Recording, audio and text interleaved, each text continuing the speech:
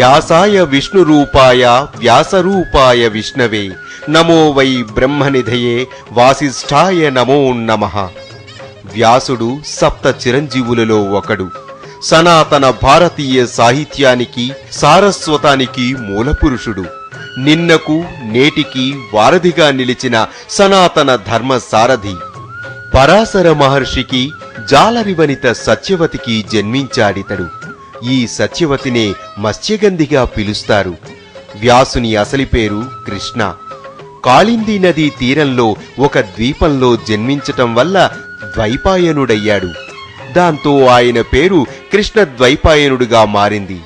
పరాశరుడిగా బాదరాయణుడిగా కూడా ఆయన విఖ్యాతుడు.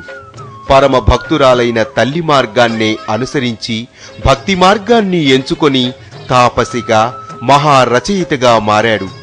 కుప్పలు తెప్పలుగా పడి ఉన్న వేదాలను 4 వేదాలుగా లోకానికి అందించి వేదవ్యాసుడిగా విఖ్యాతుడయ్యాడు. అష్టాదశ పురాణాలు, ఉపపురాణాలు, ఉపనిషత్తులు అన్నీ ఆయన అమేయ మేధో సంపత్తి నుంచి జాలువారినవే. పంచమవేదంగా విఖ్యాతమైన మహాభారతం, మోక్షశాస్త్రంగా పూజలందుకుంటున్న భాగవతం ఆయన అపూర్వ రచనలే. కురు పాండవంశాలకు మూలపురుషుడైన వ్యాసుడు ఆ కుటుంబ కథను ఆధారంగా చేసుకొని లోకం పోకడకు అద్దం పట్టే మహాభారతం రచించాడు. ఈ ఉద్గ్రంథంలో 1,00,000కు పైచులుకు శ్లోకాలున్నాయి. ప్రపంచ సాహిత్యంలోనే ఇంత పెద్ద గ్రంథం మరొకటి లేదంటే దీని గొప్పతనం ఎంతటిదో అర్థం చేసుకోవచ్చు. ఇంత పెద్ద గ్రంథాన్ని ఆయన కలం పట్టి రచించలేదు. ఆసువుగా చెప్పుకుంటూ పోయాడంటే ఆయన మేధోశక్తి ఏపాటిదో ఊహించుకోవచ్చు.